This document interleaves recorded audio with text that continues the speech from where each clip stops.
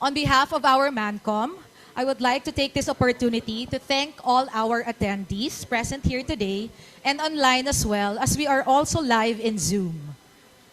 We will be having a Q&A portion right after the talk to attend to all of your questions. And for those who are in Zoom, please feel free to type in your questions at any time.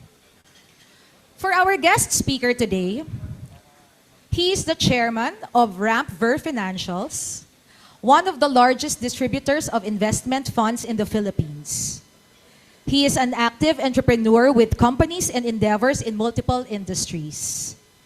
He is the lead independent director of Ayala Land Logistics Holdings Corporation, independent director of Ayala Land, and National Reinsurance Corporation, all listed companies in the Philippine Stock Exchange. He is the chairman of the Soldivo Funds and also a director of Esquire Financing, G Exchange Inc. or GCash, Seedbox Technologies, Seven Tall Trees Events Management, the Cullinan Group, Mobile Group Incorporated, and many other leading companies in different fields. He is recognized as one of the best business, leadership, finance, marketing, and sales speakers in the country. Our speaker is also a best-selling author, financial advisor, and business mentor. Without further ado, ladies and gentlemen, a round of applause for our guest speaker for today, Mr. Rex Mendoza. Thank you, Naya. Good afternoon. I don't think we're serving food yet. Good afternoon. I have a question for you. I'd like to start off with this. Do you know the world's hottest luxury market in the world in 2023? The hottest luxury market in the world. Think country, think city. What's number one? What's the hottest? I'm not going to hold on to it. I'm not going to hold you on to it, but I'll give you the answer here. And many of us would probably feel, is that true? As the Philippines was in 2023 the hottest luxury market in the world. This is Santos Knight Frank. This is not Ayala talking. These are global research firms focused on properties in an international scale. And I'm not even going to end with that, because I'm going to tell you that in 2024, for the first 2 quarters, the Philippines held on to that number 1 spot, edging out, and this kind of rhymes, Dubai, Mumbai, and Shanghai. Those are the 3 other cities that always controlled property appreciation and growth in the luxury space globally. I'd like to thank you for being here. I'd like to let you know that we're grateful that on a Sunday afternoon, you elect to spend time with us. I'm going to be answering a lot of questions, and I guess many of you are contemplating on decisions you want to execute on, but probably at this time, do not have the right amount of confidence to pursue it. Hopefully, I'm going to be very data-driven with what I'm going to be presenting. I'm going to be culling information and real inputs that are not coming from us, but are coming from very reputable property consultant firms, very important international financial organizations. So let me drill down a few questions that I'll try to answer, just to be a little organized, because I'm not given a lot of time. You're not going to stay with me for 3 hours, are you? Not sure, right? I'm so sure I can even be between you and merienda there. So I'm going to try and make it quick. So to make it orderly, I'm going to try to answer questions. Is it a good time to invest? Knowing that we're in the midst of challenges and difficulties in the global and local market. Is it a good time to invest? If the answer is yes, then what asset class would be good to put money on? What are the vehicles and options? Just in case we need to make an investment, what are those that would be worth considering? And if we're going to be pushing on with it, what will be the main considerations? If ever we think this asset class would be best, what would be the best considerations to evaluate moving forward? Obviously, there are a lot of asset classes. And many of you I know are in stocks and financial services as much as I am as well. But you all know that stocks have underperformed basically in the last 6 to 8 years. And real estate has performed really well. And because Ayala Land Premier invited you here, I'm going to make that proposal right in the start. Louis Glickman says the best investment on earth is earth. Obviously, we are a real estate company, and that's a reason why we actually believe this.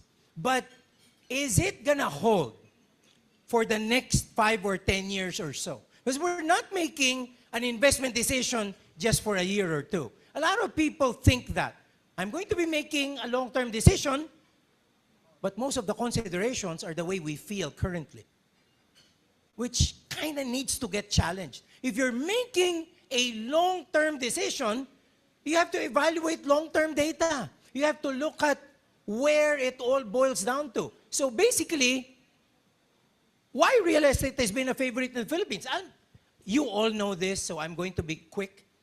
But these are the advantages that many people cite. Obviously, it's a tangible asset. It's a physical asset with concrete presence, obviously connecting to security and a sense of ownership.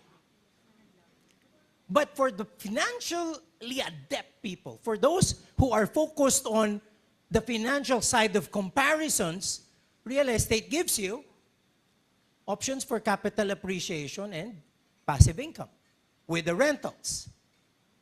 On top of that, real estate I can do also 100 damage to my gives Pokemon you on each of my turns. a conducive living environment, especially as we're talking Rodney, give me the about pack. Ayala Land properties. Most You have the of our pack, you're not developments happy. You have the provide pack, you're great also not value happy. in So it doesn't a know how positive pack na vibe. lang. A Sorry. community where people can have Give it to me, the pack na lang. a Akin. very very sense of place The pack. and shared aspirations. Give me the pack, sorry. Imagine your children growing up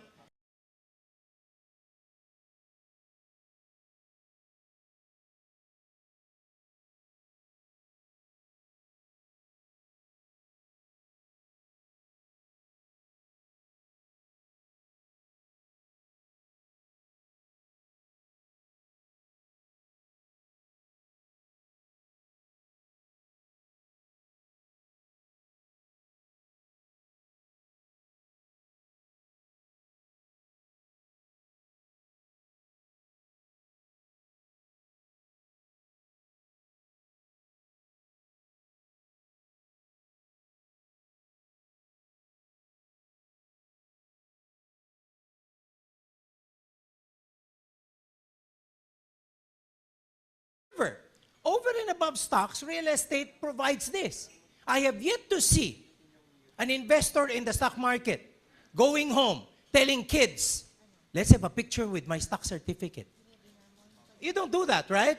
But when you own real estate, it's almost like you can share that with family. It's part of the memories you're gonna, have through time. Maybe you're buying something as an investment now, but eventually you're thinking, this might be useful for my kids sometime in the future. So these are the differences which would make an asset class, a tangible asset class like real estate, very different from a stock or a bond or a mutual fund or a UITF. Leverage.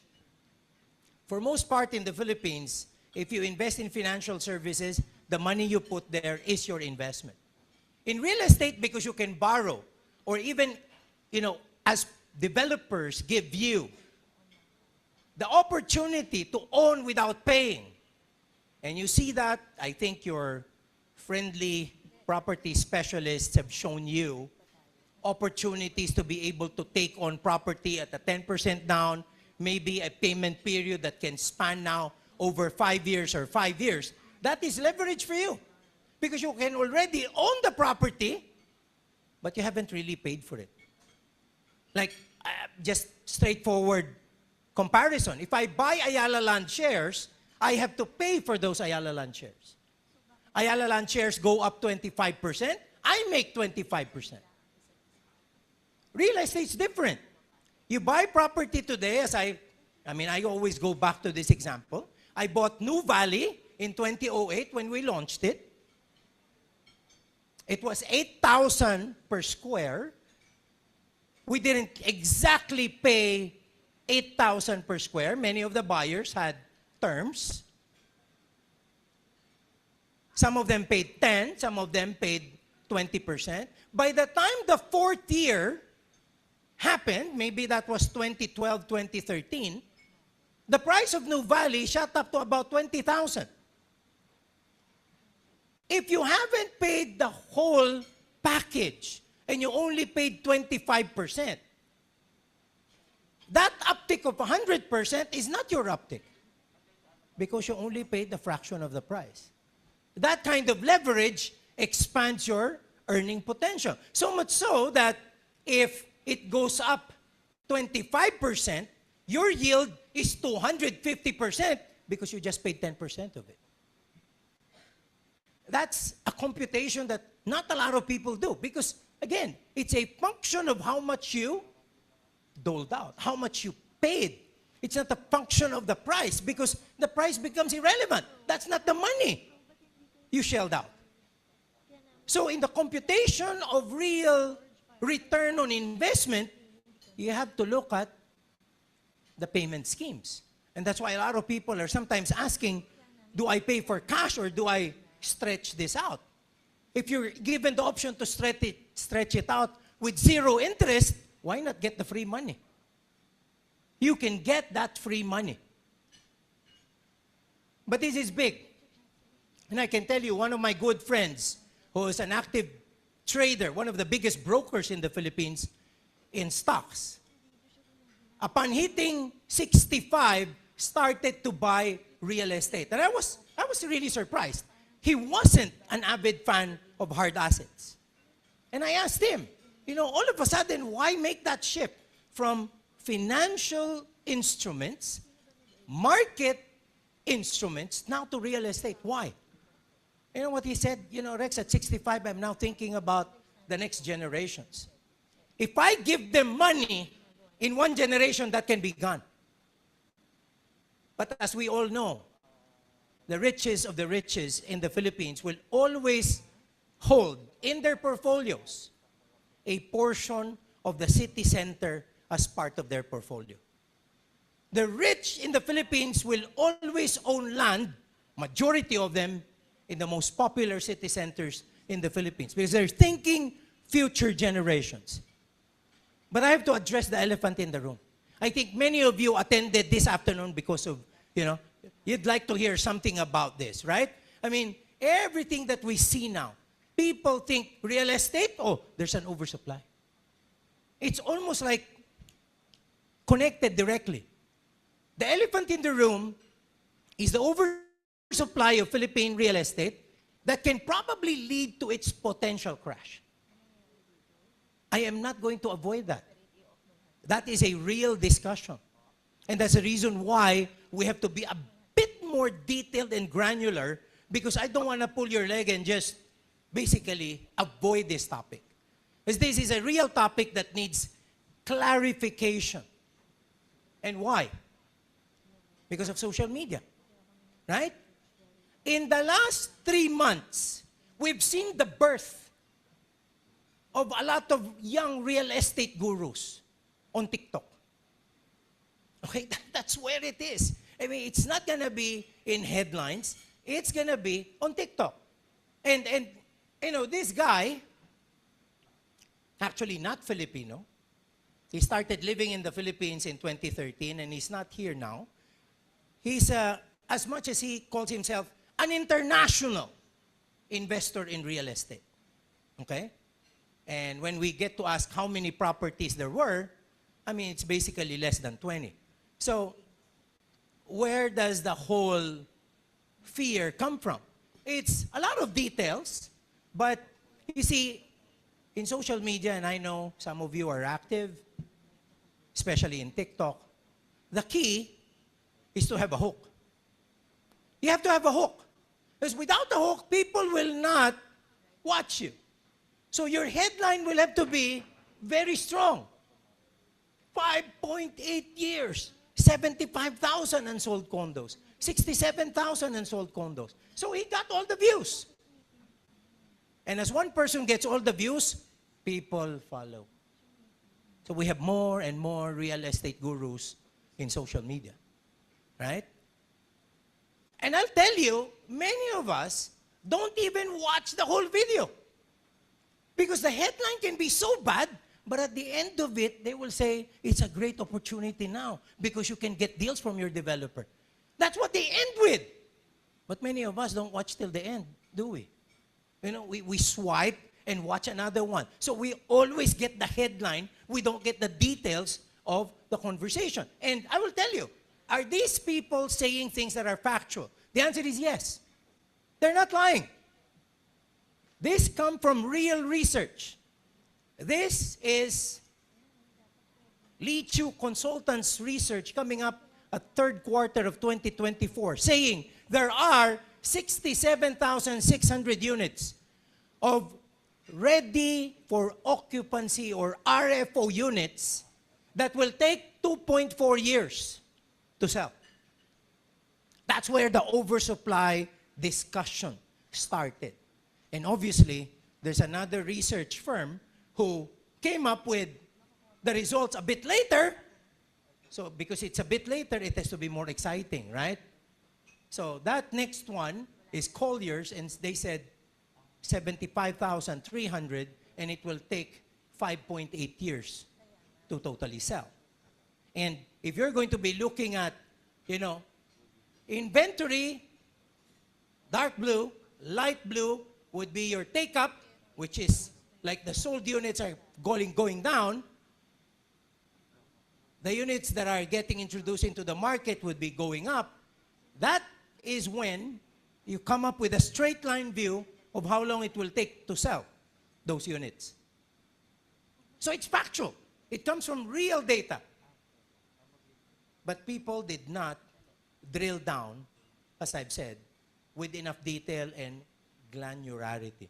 And that's the reason why I tell a lot of people, you know, that's even superseded by a lot of bad news, right? Global issues regarding, you know, the fires in LA,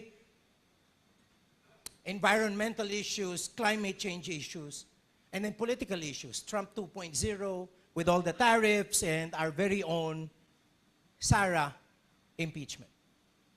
So things are drilling down and more bad news are coming up. But as I've said, let's be more data-driven then. Sometimes a change in perspective, it's all it takes to see the light. A change in perspective. Really getting down to all the facts and making sure that we understand. Investing is not about predicting the future. It is understanding what's happening with utmost clarity.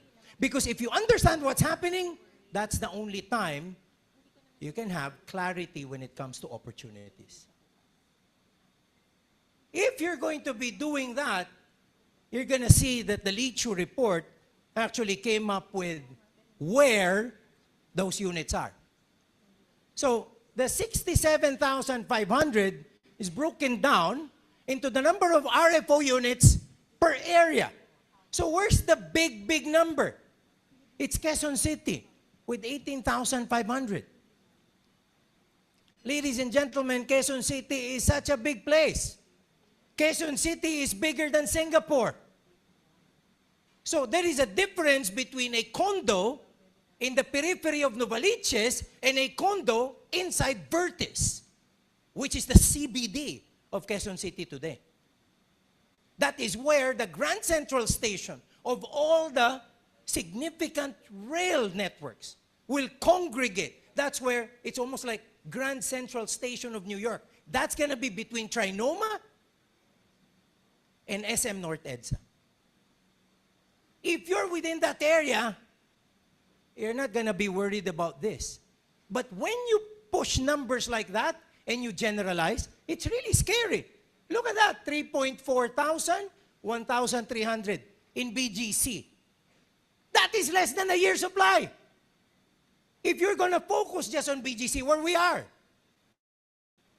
you won't see that oversupply. That oversupply is in the Bay Area where the POGOs are gone. That's where you have developments of a certain type. And I'm going to be going into that later. So here, you would know that details actually say another story. And those details actually push the idea that, hey, why are the prices softening up and why aren't the units being sold? Because rentals have gone down. If you're going to be look at Alabang, Ortigas, and Bay Area, the rentals in the Bay Area has gone down 44% from before the pandemic. Big impact of that POGO demise. That is the big impact of POGO. How much of POGO is in Makati and BGC? That's where many of these discussions end. And that's the reason why in Makati, BGC, and generally Taguig, they have rental yields better than before the pandemic now. And if you're going to be looking at Makati, those companies that are refurbishing and reconstructing head offices, they're not dumb, right? Look at BPI, BDO, and Metrobank. They are all redoing their head offices in Makati. They are spending billions in new towers, even in the case of BPO, a campus within Makati. As I've said, I mean, they are astute business people. They're not going to look at the next year or two. They know what's about to happen. And that, ladies and gentlemen, overlaid into the rental yields of the entire Asian region. Things change. This is the Global Property Guide. This is not a local publication. That is the guide that cuts across the region. So, if you're going to be looking at rental yields, yes, on the average, we've gone down. But we're still number 4 in a list of 15. See, the problem with the Filipino is this. You got a rental yield of about 7 to 8%. It dropped to 5 point something. You hate it. But you don't know that, hey, the global adjustment has happened. It's not just us. And if I'm showing these numbers, look at that. Who beats the Philippines? Kazakhstan, Georgia, Cambodia. You want to buy properties there for rental?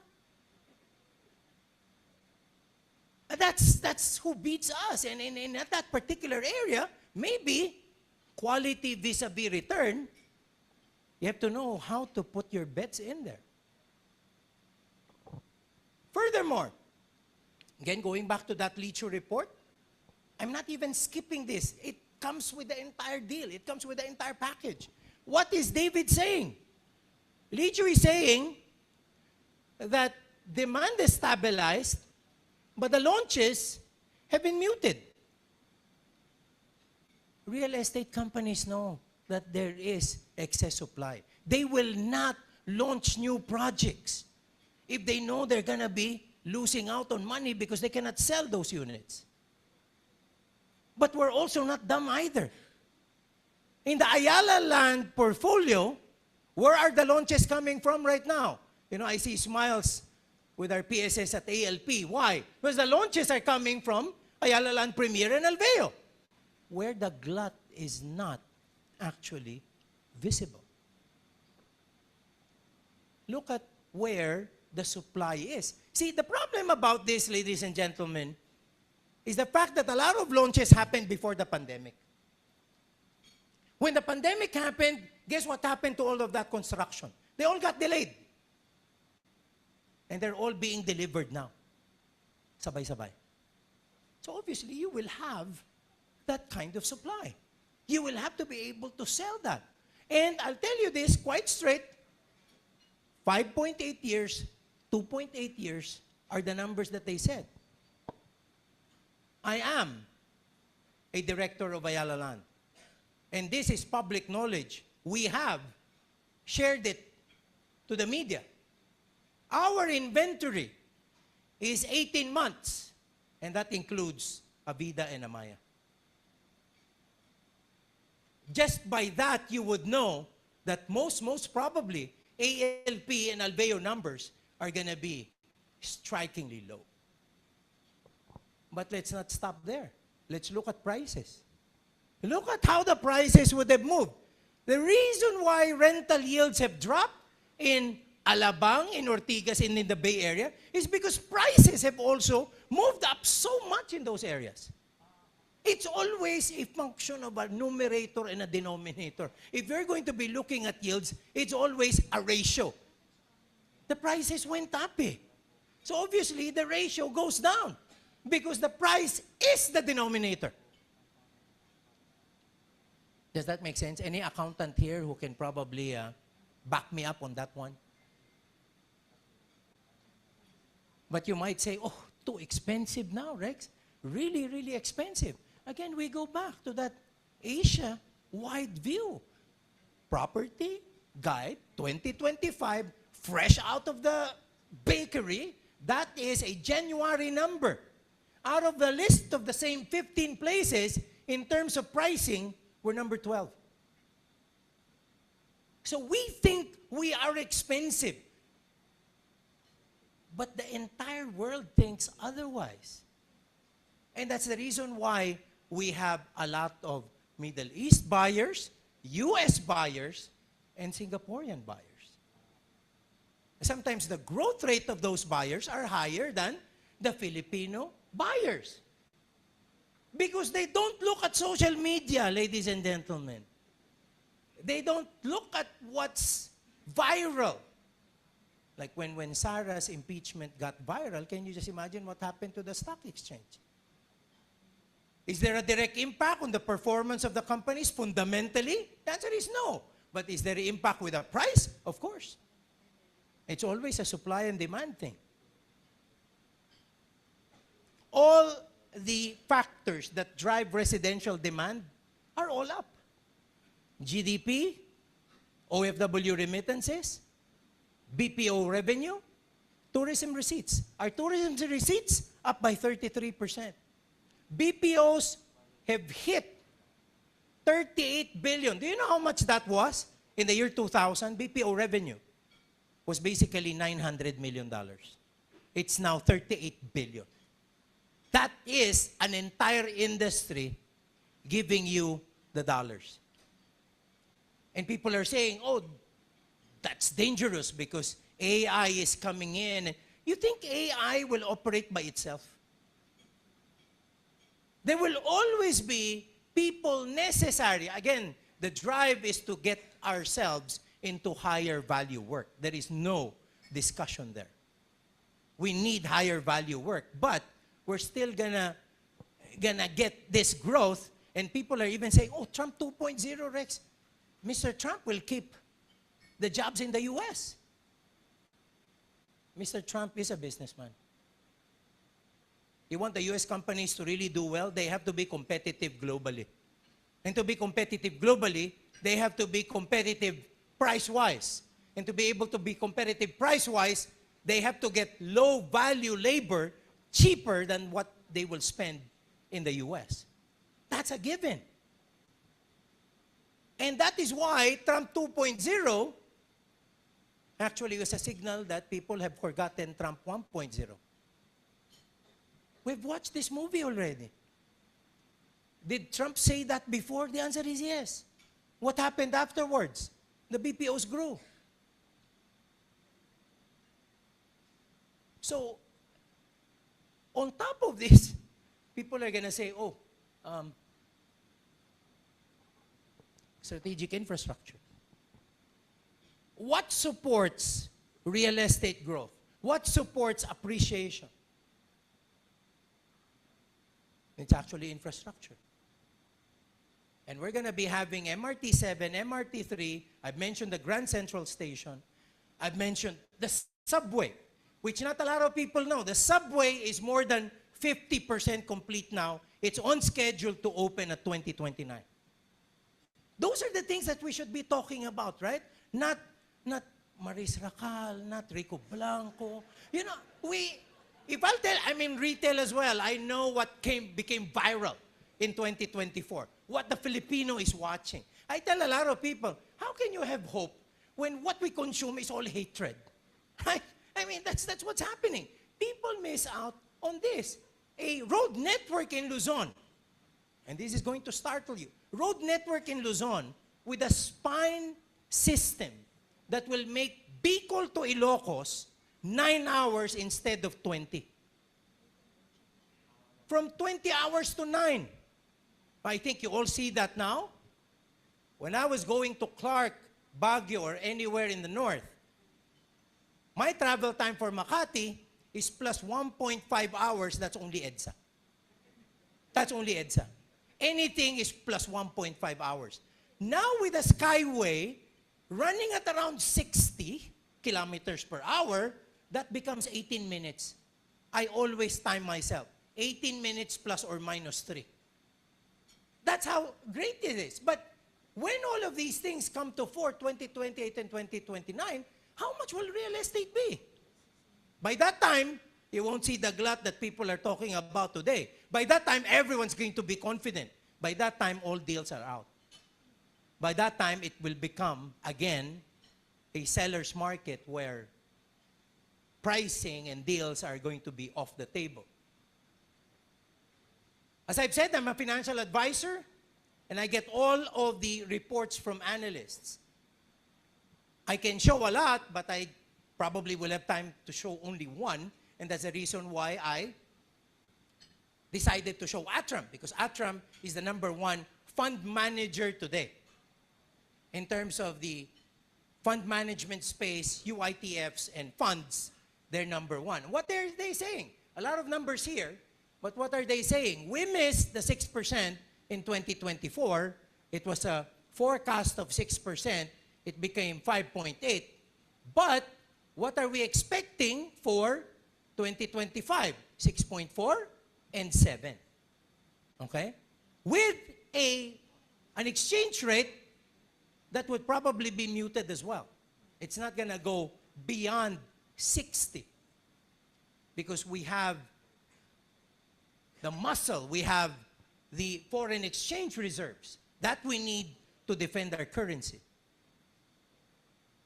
And as far as Atram is concerned, we're in a Goldilocks situation. We are fundamentally in a recovery mode where the negatives can be what? Maybe debt to GDP? That's scary, but let's look at it in the perspective of the world. This is the global economy. That's advanced. This is emerging and developing markets. Where is the Philippines? Where are we? Emerging. So what are we saying? The global economy is flat. The big economies are going to be having an uptick because of these protectionist measures. There can be a bit of a slide in emerging and developing economies, but they are still double the growth of the advanced economies. And as we make this even more granular with continents, you will see where the problem really is. The US and the Euro area. Again, where's the Philippines? Emerging and developing Asia, right? And emerging and developing Asia will lead Middle East and Sub-Saharan Africa. But again, drive it to a global perspective. Where is the growth coming from? We missed 6%. We were 5.8. That's still 20% of the third placer in this growth chart.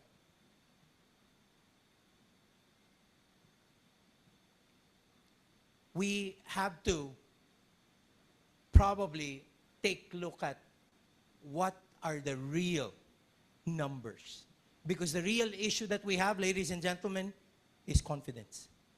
The real issue that we have is emotion. Look at the ADB projection for GDP growth. Atram was at 6.4. ADB is at 6.2. We're going to lead Vietnam, Cambodia, and Indonesia. And as I've said, again, worries with GDP growth is debt. I give you the world's highest debt to GDP ratios in terms of countries. We're not even in the top 43, so I had to call and make sure that we have the Asian numbers on this side. We're at 56. And we're so worried about that where we're really using it to be a negative narrative for our economy. Debt is good when it's used for the right purposes. I agree with you. If debt is going to be used for ayuda, it's going to be used for elections, that is quite a negative. But if you're going to tell me that that is going to be a big, big worry today because we can get to be at the doldrums of where these countries are, we're really very, very far from it. According to Center for Economics and Business Research, that's a UK company, and this is published by the Business World, we're going to be the world's 27th largest economy in 2037. A movement of 11 notches in 12 years. An uptick of 11 notches or places in 12 years. I don't know where are we at that time, but maybe in 2028, 2029, we're going to be having a better foothold than what we have today. That's the economy. Let's again drill down on that oversupply. Where does it come from? Now, we segment the market. And this will show you that premium, which includes both luxury and upscale, only comprise 5% of the RFO inventory.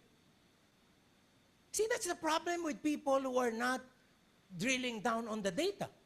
When we say oversupply, it's almost like oversupply for the whole of Metro Manila, oversupply for all locations, oversupply for all developers, and oversupply for all brands. That's not the way to do this. If you're going to be looking at affordable, economic, and upper middle income, that's where your 81% is. Upscale and luxury only comprise 5% of the BPO inventory. And that's the reason why we are launching projects. That's the reason why supply has to be uptick, so to speak. Now, sorry for the very light blue that you're going to see, but what this means is that for the entire market, the launches were only 19% of the entire pie in 2023. Last year, the launches for premium was hiked up to 55% because middle-income housing, almost no launches. The launches in that market were only what we call follow-throughs or sequels within a business district. But in terms of real launches, it came from premium, which is luxury and upscale markets. So overall, what am I saying? My thesis is that the investor's chief problem and even his worst enemy is likely to be himself. That's quoted by Benjamin Graham. He's the teacher of Warren Buffett, revered as the best investor globally. And while oversupply is the elephant in the room, this is another elephant in the room that I'd want to take out. And it's always a trump card that I will never miss. Because I was the head of sales, marketing, and training here at Ayala Land over 10 years ago. We drive the idea that we are a different developer, we have great brands, and we stand for every project that we come up with. We are the largest, most diversified property developer in the country. We have brands that address each and every market segment, except for social housing. If you're going to be looking at where Ayala Land Premier is, that's your luxury brand. But you will never hear luxury at Ayala Land. You know why? Because genuine luxury is not pretentious. We don't even use that. What do? We tell people, we're the biggest maker of all of these large-scale integrated mixed-use communities. We're not about single pocket developments. We change landscapes all across the country. Makati CBD, Ayala Alabang, Cebu Business Park, BGC, New Valley. You've seen that track record. And as you drill down on the brand, that's what we say. These are spaces of distinction where memories are for keeps. That is real luxury. To be frank about it, the oversupply is not an Ali problem. As I've said, we have 18 months for all of our 5 brands. You can just imagine what number there is for ALP, and that's the reason why I said we're launching new projects this year. So strong brand value, consistently built over time, is the best guarantee of future earnings. These are built-up values over time. And if you're going to go back to all the crises we've been through, 1990s, 97, year 2000, that's 2008. This was a long run. The drop that we see now in the cycle is 2020 to 2024, precipitated by COVID, and it lasts until today. In the 1980s, it was 1983-84 when Ninoy got shot. You know, we're so worried about an inflation rate of 6 to 8% this time. Like we somehow get so upset by it. In 1984, the Philippine inflation rate was 50%. 50. And on October 1984, our inflation rate was 60%. If you bought a property at that time, how much will that property be today? If you have a time capsule and can go back in 2008, where you can buy Serendra at less than 80,000 per square meter, you would have executed on it, right? Because there is a crisis today and you cannot buy anything close to that anymore within BGC. My good friend Winston Garcia, who was the head of GSIS, told me one thing that struck me, and it stayed there for the whole time. You know what he said? Rex, the problem with stocks is that when you make a mistake, that mistake can haunt you forever. Especially if you buy companies that fold up, companies that are not well managed, brands that actually fall off. In real estate, I buy a good developer and a good project in a great location. I can make a mistake, but time will always correct that. Time will always have its way of correcting that. And for ALP, I think I will be showing you a slide that can actually be, in a way, also mind-boggling. We have to learn from lessons of the past.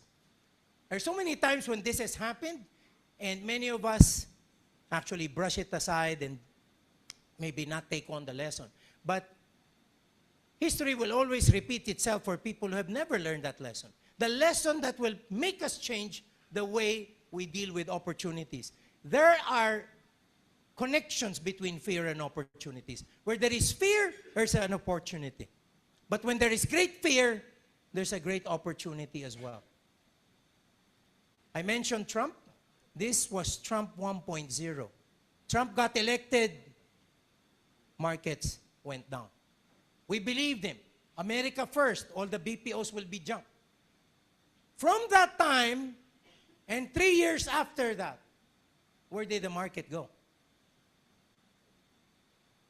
As I've said, this is Trump 1.0. And I would say, if things are the way they are, this is going to be probably how the market will react over time as well. This was a PSEI from January 27 to Feb 5. There were a lot of people who got so scared with that move and bailed out in this area, only to find out in a few days that the market's going to recover, and it has recovered ever since. But those are charts that are scary. Let me give you a chart. It's actually been very consistent from 1960. These are prices of Ayala developed projects in 1960. Forbes Park, 200 pesos per square meter in 1968. If you go down 1966, it was 60 pesos per square. Dasma, 156 pesos per square meter. Below 100 in 1966. You overlay everything that has happened to the Philippines. All-time inflation, all-time lending rates, dot-com bubble, Asian financial crisis, SARS, COVID. Overlay all that. Those people who stayed in these villages accorded their families the best living environment this country has ever known. The friends that they had within that community, who they played with, are of the same growth aspirations and vibe that only a conducive environment can provide. Today, many of them are empty nesters. They are selling these properties to move to a smaller condo because their kids are on their own. And what prices do they get? Today, 675 to 750,000 per square meter. After you enjoy the property, after you accorded your family that environment, you get a compounded annual growth rate of 16 to 18%. Give me a fund manager who will do that in 60 years. Not even Warren Buffett did that. But these properties have done that for their owners. It's a choice, ladies and gentlemen. I really want to be hard-hitting here because, I myself got into this. I mean, people know me. There were deals as well that I pounced upon. But I always believe this. I'm in funds, and I heed words of people like Sir John Templeton. Bull markets are born on pessimism. They grow on skepticism. They mature on optimism, they die on euphoria. What does that mean? As an investor, we always have to be ahead of the curve. If we're going to be brave when others are brave, then yields are not going to be the same. Profits are not going to be the same. Clearly, we have to know that there is a basis for this, and it has been going. Every 10 years, we are provided opportunities like this. And I hope all of you will talk to the property specialist that invited you today and would make that decision for yourself and your family as well. Maraming salamat po, and good afternoon to all of you. Thank you so much, Sir Rex, for that very insightful presentation. We would like to open the floor now for any questions, if we have any questions here.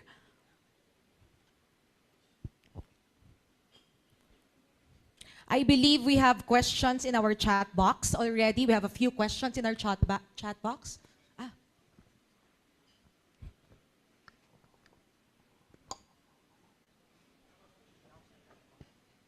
Hello, thank you very much for your presentation and the insights. I just have a question. You mentioned that the Ayala Premier now has a lot of new launch. Am I right? We will be launching projects this year as well. I think that some of your property specialists would have talked to you somehow about them, and they would be good, very good options. So will this continue like new launches, or is it like plateauing? We will continue depending on how our sales trajectory will be. The good thing about what we do at Ayala is to make sure that we don't launch another project if a project will still be maybe around 50, 60% bought. So it's always going to be a function of how a project does. But we're not going to be launching arbitrarily when we have projects that have not moved over time. Yeah, so it's important to know when to kind of slow down or stop. Yes. Otherwise, you'll oversupply. Yes. So another question is, every year, Ayala tends to increase the price and hold the price of their products, especially for new buyers. Is that something that Ayala will still maintain, given that if the market kind of softens? Because once you drop the price, then there might be a sentiment that everything is falling apart. Yeah. So what's the, directive or policy of Ayala on that? That's a great question, sir. That's very, very important. And that's a reason why we take that, our response to developments like that, very seriously. Because we want to protect our past buyers.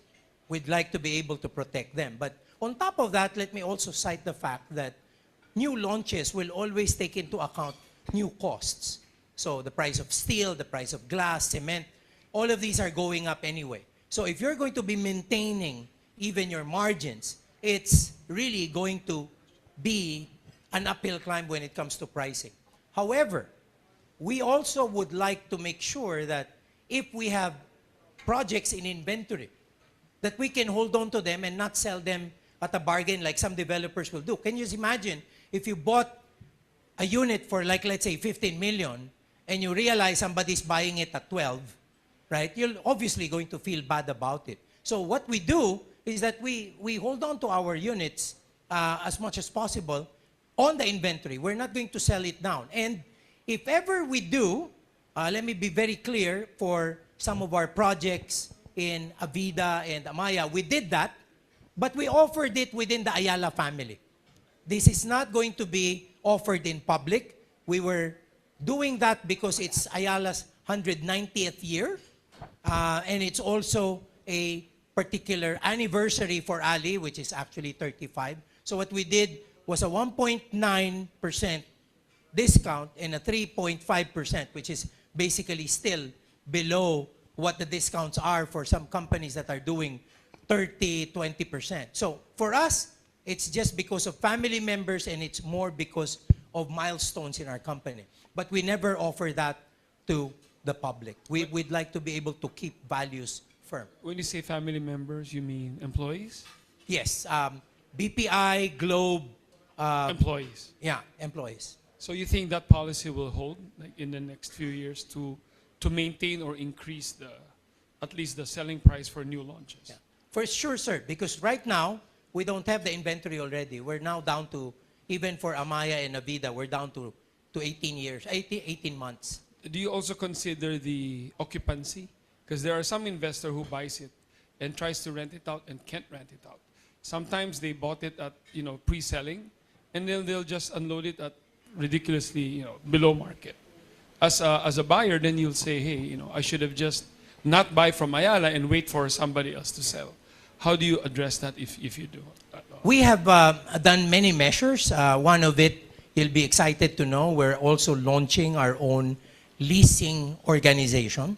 So what we're doing now is make sure that we have a centralized company to also drive, a face to the market for all projects where buyers can actually turn in their properties and will lease it for them.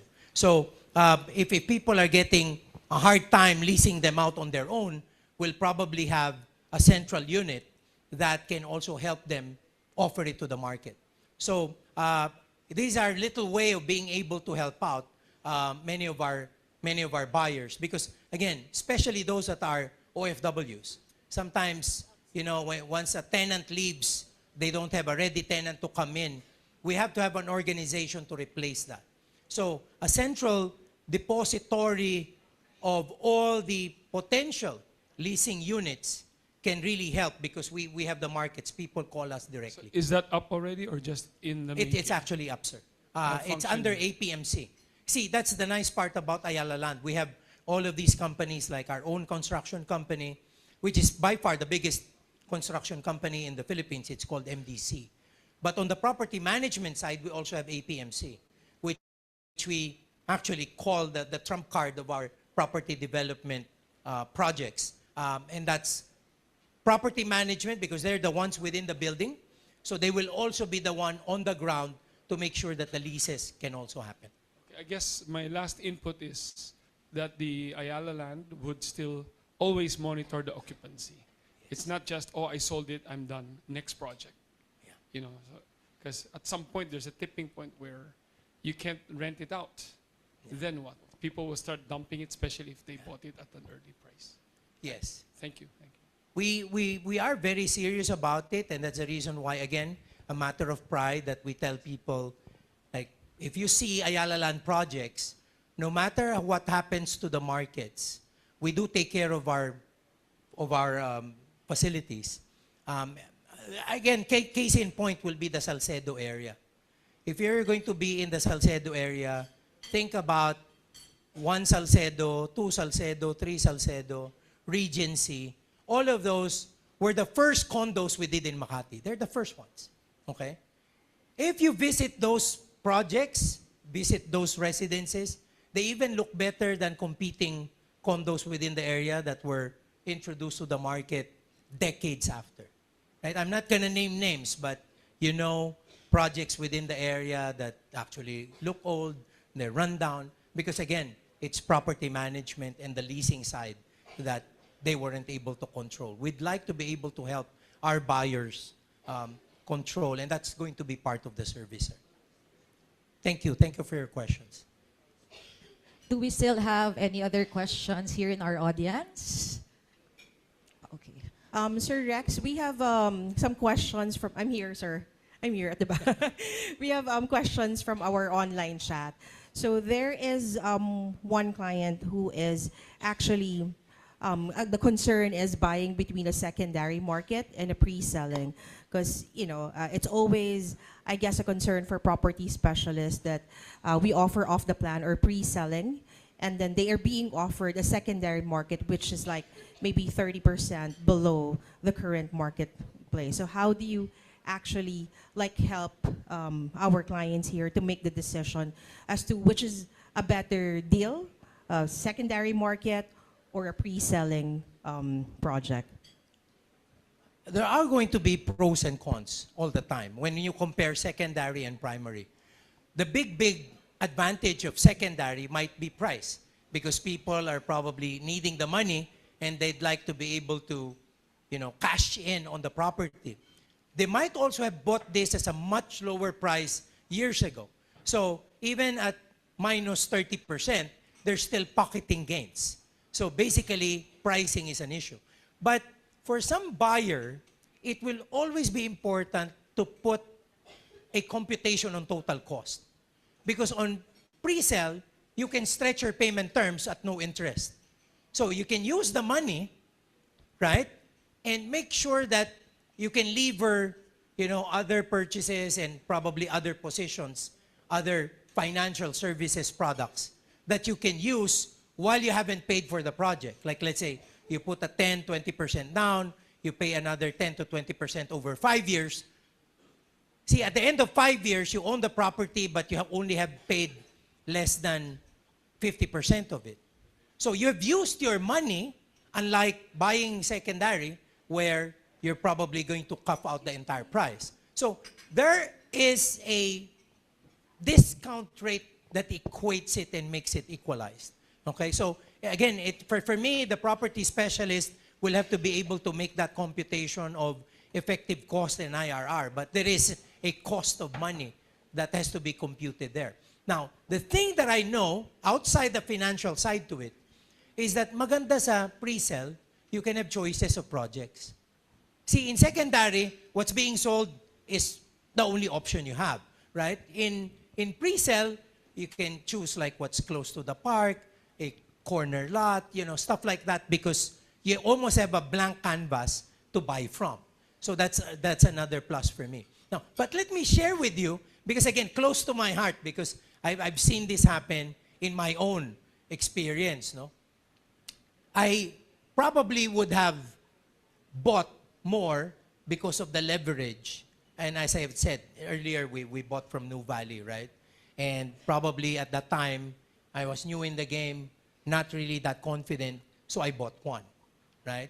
My friends who are in this game, who are in real estate, they bought 5 to 10 units, all on 10% down payments, okay? All on 10% down payments. 10-10-80, 10-20, 10-20-70, okay? That was 2008. By 2012, they were already selling half of that portfolio, which virtually made the balance, which would be another 2 or 3 portfolios, free. But then again, that's risk-taking for you. As I've said, I wasn't experienced at that time, but we learn, right? So that's a strategy that you can use when you go for the pre-sale side. Okay, thank you very much, sir, for shedding the light on that. And there's another question regarding the differentiation in terms of investing in a lot or a condo. What are your thoughts? Is it better actually to invest in a condo, which is going to obviously generate rental yields, or is it better to just invest in lot and like wait for it to grow and just flip it after like maybe 10 years? So what are your thoughts? To disclose it properly, I do have both. I have positions in vacant lots, and I also have condos, right? I buy the condos for rental yields. I focus on cash flows because the lots will not have any cash flows. But again, something that probably a lot of people might frown upon, but I do buy lots for my children. Because to be frank about it, I cannot imagine if they can afford buying their homes when they actually get married. Many of us, when we got married, 5-6 years after working, you can afford a property, right? Imagine the way the prices are for our kids. Will they be able to afford property after working for 10 years? I don't think so. So, unfortunately or fortunately, I'm doing my own preparation. It's going to be for them. If they want to build on it, fine. If they don't, it's their property to dispose of. So, as far as I'm concerned, I need a holder of value. I've seen this in fixed income instruments. I've seen this in stocks. And sometimes the experience has been a mixed bag, right? So I'm also doing real estate on the same fashion. I mean, doing it for the people I love. Okay, thank you, Sir Rex. And I think we have a few more questions. Hi, Sir X. So we have a question here from one of our clients in the webinar. How would you address yet another elephant, which would be the geopolitical risk, specifically the tensions between the United States and China? Okay. I always get to make sure that we encapsulate the situation for all of us. No? And that's the reason why, maybe let's look at the geopolitical that's international first. China, the US, a potential war, right? Now, you're making an investment, there is a potential war. You think they're really going to be connected? Whether you make that investment or not, when the war happens, you still have to address where you're going to be, right? And that's the reason why some people, like, they go to Dubai, they go to Spain right now, they have golden visas. That would be their option, right? Quite frankly, if there's a world war, you're better off in a province.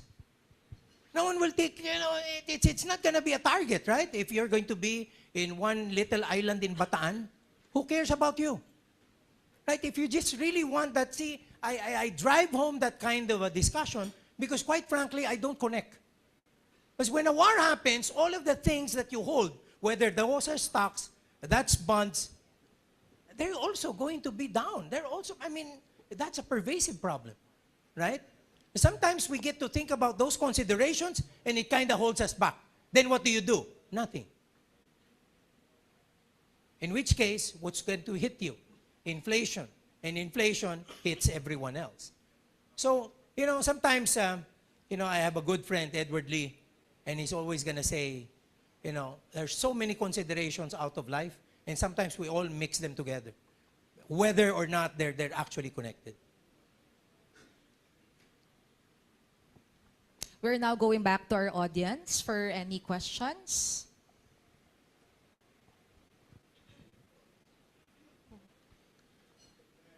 Okay, we have another question here at the back.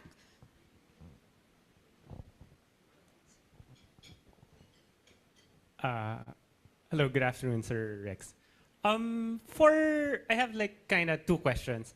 For New Valley, like I enjoy looking at Google Maps, the satellite images and stuff, and also like not just that, like the postings and stuff like that. So there's Avida, Alveo, and ALP. I noticed that so far it seems that the Goldilocks range, where there are a lot of houses being built, is kind of Alveo, and maybe to some markets Avida, like Trevilla and Venare. Then there's some, even if they're Avida, like they're not too shabby, meaning like the Ridgeview and Settings, which is also very near Trevilla and School Xavier, right? So do you think, but if you look at the ALP, very few of them have maybe more than 10% of houses built or something like that. So do you see any turning point where the demand to actually live in something higher market like ALP would mature, meaning there's real demand to build a house there? And secondly, kind of not exactly related, but maybe in a way parallel, because I was looking a lot at properties in 2021, like on the secondary market, and I noticed West Grove. That time there were still quite a lot, or meaning not too few, that were selling for like 20,000 per square, 25. Kapag matarik, sometimes 18,000. Pero 2021, 22, 23, asking prices kind of sometimes doubled or something like that. 22, 23, mga 45,000. These days, it's not uncommon to see 60,000. Parang bottom is 45,000 asking price now in West Grove. So I guess that had something to do with the pandemic and being in a more livable place. So there, it seems suddenly there was a revolution in demand to buy or build houses in such a place. So yeah, they're not exactly related, but maybe somewhat related, those two questions. Thank you. Thank you for those questions. They are actually related. Our experience is exactly that what happens when you see a high-end residential subdivision. No? There are going to be a few first movers, and then it's going to stop. So the first movers probably will be the first 20 or the first 30 homes. And then every year, you're going to be adding another 10 or 20, every year. It's very much unlike Alveo and Avida. You're correct. Alveo and Avida, at the get-go, it's going to be 50, 60%. That's Avida. Alveo would probably be 20, 25, but before 3 or 4 years, like Trevea, you will see. I mean, they're almost like houses on all of the lots, right? So, in high-end real estate, the first movers happen, and the trajectory is going to be slow, right? Once it hits a sensitive number, and then for us, that's actually 50%, it's going to be fast. You will see that in, like, let's say, a place like West Grove and Greenfields now. Like, you look at the number of houses in Greenfields. There's so much, but about 10, 15 years ago, Greenfields was already up about another 15 years before that. Very slow, right? We started with a golf course, and then the clubhouse. Once those were done, and people started playing golf, you will see adoption. You will see people moving there. It started with the retirees, right? Now with the transport, avenues better, you can now see even Makati-based workers living in Greenfields and West Grove as well, with Calax. No? You will see nice houses, a great place with the numbers. You don't see that yet in Nuvali. And let me tell you, the drivers of that will be Solinad. There's a big mall being done by SM. Right? Okay. That and a Rockwell development that's also going to be beside it. And because of that, we will have to respond. So we have Solinad 1, Solinad 2, and now we're going to be coming up with Solinad 3, which will give the size of SM a run for its money. So you can just imagine, when all of these come forth, and you now have a good population in Xavier and a good population in LaSalle, then the numbers are going to come up. But let me tell you, it's always the high end who will be the last movers. And why? Because most of them, when they came in, they were investors. They didn't really buy to use. They bought maybe for their children. I'm investing here. Maybe in the future when I retire. Now you realize the people in West Grove, they're not retirees. They're actually working in Makati or Ortigas, but they still live in West Grove. For them, the travel time is worth it because they like living there. They're having that trade-off, so to speak.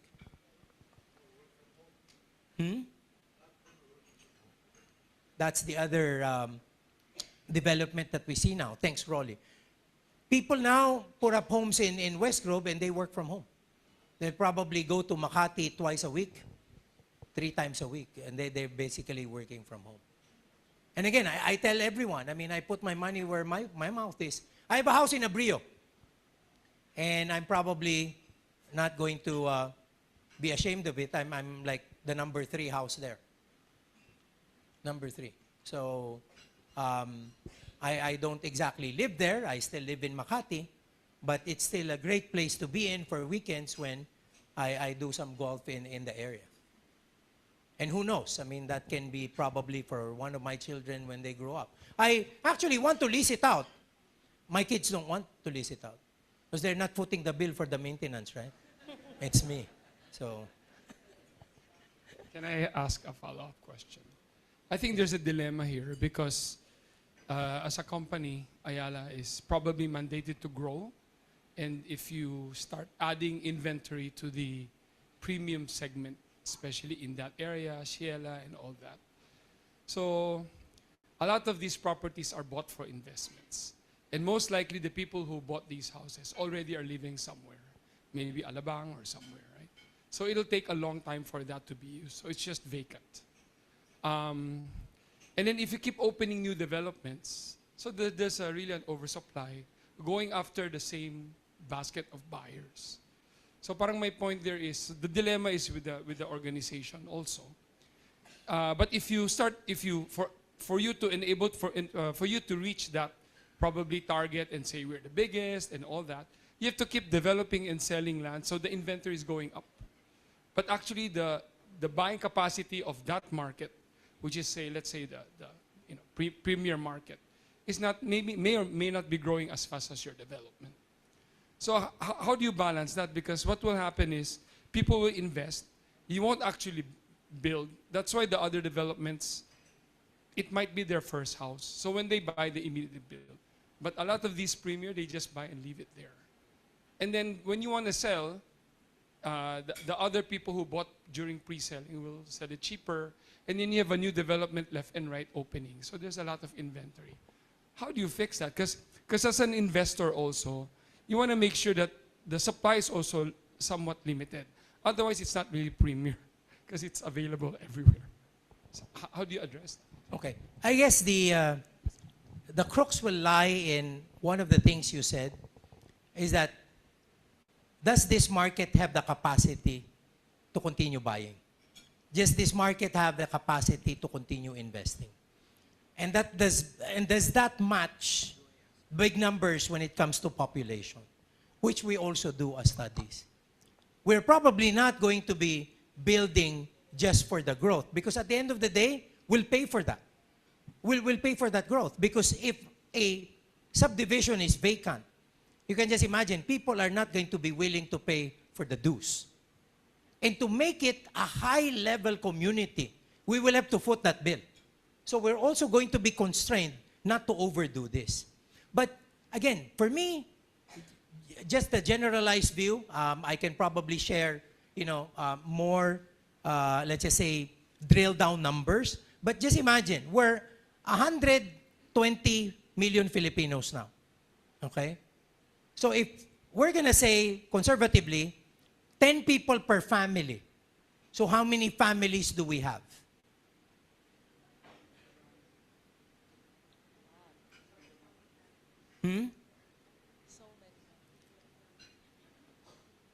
No, if it's 10, it's going to be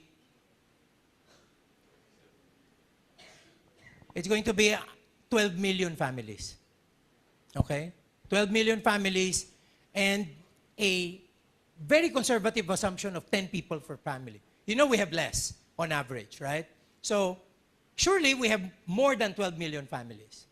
So your luxury market is 1% of the 12 million. 1%, right? So what's 1% of 12 million? 120,000. The high-end residential subdivisions of Metro Manila, Corinthian Gardens, Bel Air, Makati, Dasma, Forbes, you go all the way to Corinthian, you go all the way to Ayala Heights, that's just 21,000. So 21,000 versus the 120 that you will serve. Plus, that 120 will now have children getting married, wanting their own high-end luxury subdivision.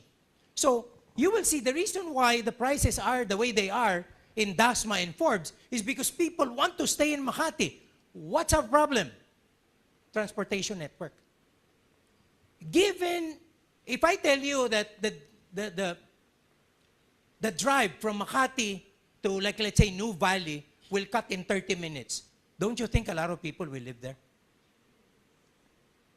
So it's actually a matchup between strategic infrastructure, population growth, that will take us to where we want to go. Because the reason why the prices are like this in Metro Manila is because the option to live out is a big trade-off. However, if you look at, again, the question of the West Groves of the world, like how many people live in West Grove now? There are over 300 houses in West Grove already, right? So people will get to that, honestly, right? So even Ayala's doing that now. Now, again, to drive home the point, sir, we launched ERA. How many units were for the first batch of ERA? How many? 150. How many LOIs did we get? Over 200. That's why. I mean, answering your point, will the rich still be able to buy? They are buying. They are. Now, it's our job to make it, and let me tell you, sir, what we're doing. Now, we're packed. I mean, this is spilling the beans. It's too much. I'm a director of Ali. I'm disclosing certain things. Well, anyway, kill me. Okay? And I think some PSS know this. For some subdivisions today, we put up money so that you can be first mover to build a house. So for some subdivisions that we want a build-up, we'll tell you, your furniture package will be on us. We'll give you 10M to build. So may gastos na ganun. But that's what you do to seed. You seed markets, right? And on top of seeding markets, again, I don't know if your PSS tell you, that overpass and that terminal in Arca South will be happening. right? So people are contemplating on Arca South. Game changes are going to happen within the next few months, right? That, what do you call that? Skyway interchange is going to get down at Arca South. Ramonang has already signed that, okay? So it's already approved. We approved it at the board, right? The mall will open this year, by December or first quarter of next year. So there would be an Ayala Malls in Arca South. That will be another game changer. The Bonifacio High Street that you see in BGC, that's going to be in Arca South as well. With an anchor of the Blue Leaf. I think all of you would have had a party in Blue Leaf one way or another. There would be a Blue Leaf in the Bonifacio High Street of Arca South. That will change the game for Arca South. And that will change the game in terms of prices too. So definitely that would be a balancing act. If we want to wait for the development, we can. But obviously the prices will be there because the first movers will always have their cake in terms of being first mover because they take most of the risk, right? I hope I answered your question, sir, but it is what it is, right? I mean, that's exactly how things are. I believe Maurice, Phil, we have a question from our chat box. Hello. So we have another question, sir. This is in relation to the other questions before. So this is a specific project question which would be Ayala Greenfield. Why is it not like following the prices of other Ayala projects? Why isn't it following the prices of Ayala Yes, projects? the increase. Because it doesn't have what the Ayala projects have. If you notice, Greenfields is just one ALP project. While it was mentioned earlier, you have an Alveo and you have a Trevea in Nuvali, that brings forth market activity. There would be economics within the area. In Greenfields, it's all high-end. And the main anchor will always be the golf course. But not a lot of people play golf, right? However, as I say that, and I think some of you know it, we're going to be putting up a mall in Greenfields. And we've started to open that avenue. If you notice, you can now go to Los Baños passing by Greenfields. We didn't allow that before. And why are we doing that? So that the crowd will start, you know, making it a practice to pass that area. And once a mall is put up in there, you will now have the regular traffic that you're going to have for the mall. So that is planned. You know, urban planning is done in a very circuitous way, but there are data scientists for that. Basically, they contend with all of these, you know, traffic issues, foot traffic issues, especially with commercial and malls in the area. We have a room for one more question. Last question.